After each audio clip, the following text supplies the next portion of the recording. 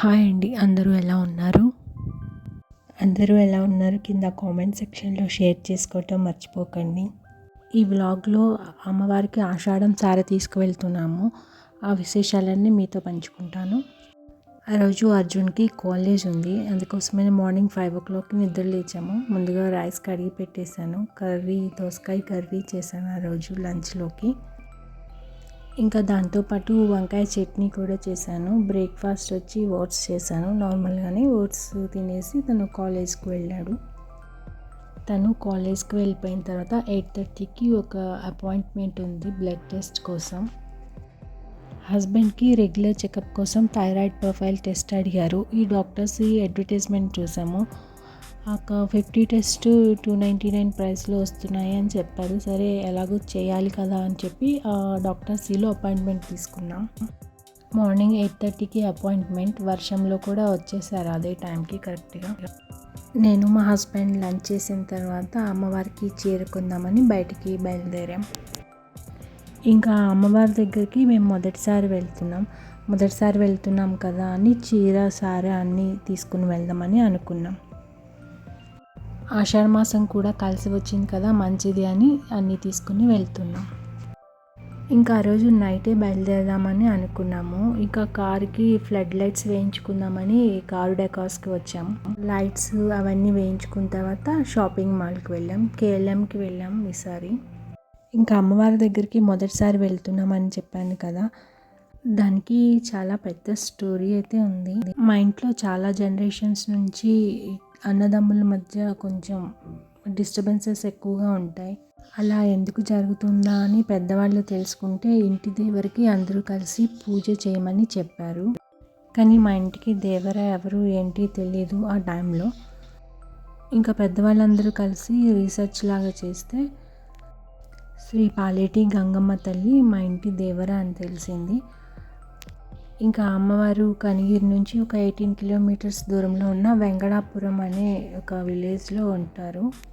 ఇంకా అలా అందరం కలిసి వెళ్దామని అనుకుంటున్నాం, కానీ ఇప్పటి వరకు అలా కుదరలేదు. ఒకరికి కుదిరితే ఒకరికి కుదరపోవటం అలా జరుగుతూ వస్తుంది. ఈసారి అనుకోకుండా మేము మా చిన్న మామయ్య గారు కలిసి వెళ్దామని డిసైడ్ చేసుకున్నాం అప్పటికప్పుడు. ఇంకా గుంటూరు నుంచి మా చిన్న మామయ్య వాళ్ళు అక్కడికి డైరెక్ట్గా వచ్చేస్తారు. మేము ఇంకా హైదరాబాద్ నుంచి అక్కడికి బయలుదేరుతాం. ఇంకా ఇక్కడ నెక్స్ట్ డేనే తెలంగాణలో బోనాలు జరుగుతున్నాయి. అంతా హడావిడిగా ఉంది ఇక్కడ కూడా. వెళ్తూ అమ్మవారికి కావాల్సిన సారే ఐటమ్స్ కూడా కొనుక్కొని వెళ్ళాం.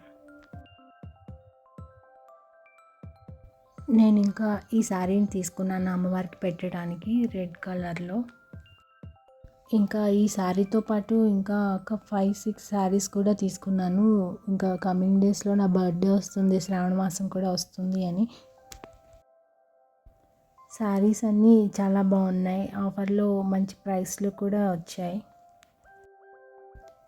ఈ శారీ 750 అలా పడింది ఆఫర్లో.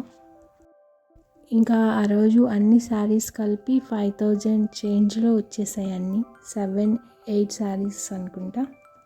ఈ శారీ అందులో ఒకటి. ఇది మా హస్బెండ్కి బాగా నచ్చింది, కలర్ కాంబినేషన్ బాగుంది అని చెప్పారు.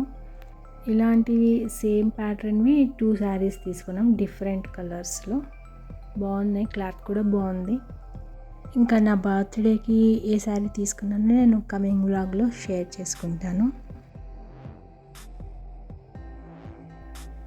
అమ్మవారికి శారీ కోసం ఇంకా ఒక 5 డజన్ల గాజులు తీసుకున్నాము. ఒక 3 డజన్లేమో రెడ్ తీసుకున్నా, 2 డజన్లేమో గ్రీన్ కలర్ తీసుకున్నాను. ఇంకా ఒక బ్లౌజ్ కూడా తీసుకున్నాను. శారీలో బ్లౌజ్ కూడా ఉంది, కానీ సపరేట్గా ఇంకొక బ్లౌజ్ కూడా తీసుకున్నాను. అప్పటికప్పుడు అనుకోవటం వల్ల చలిమిడి తయారు చేయడానికి టైం లేదు, అందుకోసమని దానికి కావాల్సిన సామాన్లు అవి తీసుకున్నాను. బియ్యం, కొబ్బరి, బెల్లం తీసుకున్నాను విడిగా. సారెలో ఒక అద్దం కావాలంటే చిన్న అద్దం ఇచ్చారు. ఈ చిన్న అద్దం వద్దు, పెద్దది కావాలి అంటే అమ్మవారికే కదా పెట్టేది, చిన్నది సరిపోతుంది అంటున్నారు. అమ్మవారికి పెట్టిన తర్వాత ఎవరో ఒకరు యూజ్ చేసుకుంటారు కదా, మామూలుది తీసుకుందాము అంటే వాళ్ళేమో ఇది సరిపోతుంది అని చెప్పారు. ఇంకా సరే అని తీసుకున్నాను. ఇంకా సుగంధ ద్రవ్యాల కోసం పసుపు, కుంకుమ, గంధం, జవ్వాది, కొన్ని కర్పూరం, అగరబత్తి, గోరింటాకు ప్యాకెట్ ఒకటి తీసుకున్నాను. బొట్టు కాటుక, అద్దం, దువ్వెన ఇలా అందులో తీసుకున్నాను. స్వీట్స్, ఫ్రూట్స్, ఫ్లవర్స్ మార్నింగ్ వెళ్ళే దారిలో తీసుకుందామని అనుకున్నాము. ఇంకా 2 కొబ్బరికాయలు కూడా తీసుకున్నాను. ఇంకా కొన్ని తమలపాకులు, వక్కలు కూడా తీసుకున్నాను. ఇంకా ఇవి నాకు తెలిసినంత వరకు వీటిని తీసుకున్నాను. అవన్నీ ఇంకా ఒక బ్యాగ్లోకి సర్ది పక్కన పెట్టేసాము. ఆ రోజు నైట్ వెళ్దామని అనుకున్నాం కానీ ఇంకా నైట్ బాగా టైర్డ్ అయ్యాము ఆ రోజు ఎందుకో. మా హారిక కూడా హాస్టల్ నుంచి రావడానికి లేట్ అయింది. ఆ రోజు కాలేజ్ అయిపోయిన తర్వాత స్టార్ట్ అయింది. ఇంకా ఎర్లీ మార్నింగ్ బయలుదేరదామని అనుకున్నాము. ఇంకా నైట్ వెళ్ళినా ఎక్కడొక చోట రూమ్ తీసుకుని స్టే చేయాలి. ఆ నైట్ మార్నింగ్ ఫ్రెష్ అవ్వాలి కదా. అందుకే ఇక ఎర్లీ మార్నింగ్ 3 o'clock అలా స్టార్ట్ అయ్యి 4కి రెడీ అయిపోయి స్టార్ట్ అవుదామని అనుకున్నాము. హారిక హాస్టల్ నుంచి బయలుదేరానని కాల్ చేసింది. సగం దూరం బస్లో ట్రావెల్ చేస్తుంది. ఇక సగం దూరం మేము వెళ్ళి పికప్ చేసుకొని రావాలి తనని. ఆ రోజు డిన్నర్ అయితే ఇంకా ఏం ప్రిపేర్ చేయలేదు. బయట తిరుగుతూనే ఉన్నాం కదా, సరే బయట తినేద్దాము హారిక వచ్చిన తర్వాత అనుకున్నాం. అక్కడే ఇడ్లీ స్టాల్లా ఉంటే ఇంకా అక్కడే తినేసాము. ఆ రోజు ఎందుకు తిన్నామా అనిపించింది. ఫుడ్ టేస్ట్ బాగాలేదు, అట్మాస్ఫియర్ కూడా బాగాలేదు. 3 o'clock కల్లా నిద్ర లేద్దామని అనుకున్నాం కదా, కానీ ఆ టైంకి నిద్ర లేకపోయాం. లేచేసరికి 4 అలా అయింది. అందరం ఫ్రెష్ అయ్యి రెడీ అయ్యేసరికి 6:30 అయిపోయింది. అంతసేపు ఏం రెడీ అయ్యామో తెలీదు. టైం చాలా ఫాస్ట్గా అయిపోయింది ఆ రోజు. హైదరాబాద్ నుంచి అక్కడికి 399 kilometers చూపిస్తుంది. 7 hours జర్నీ. ఎస్టిమేషన్ టైం 1:30 అలా చూపిస్తుంది.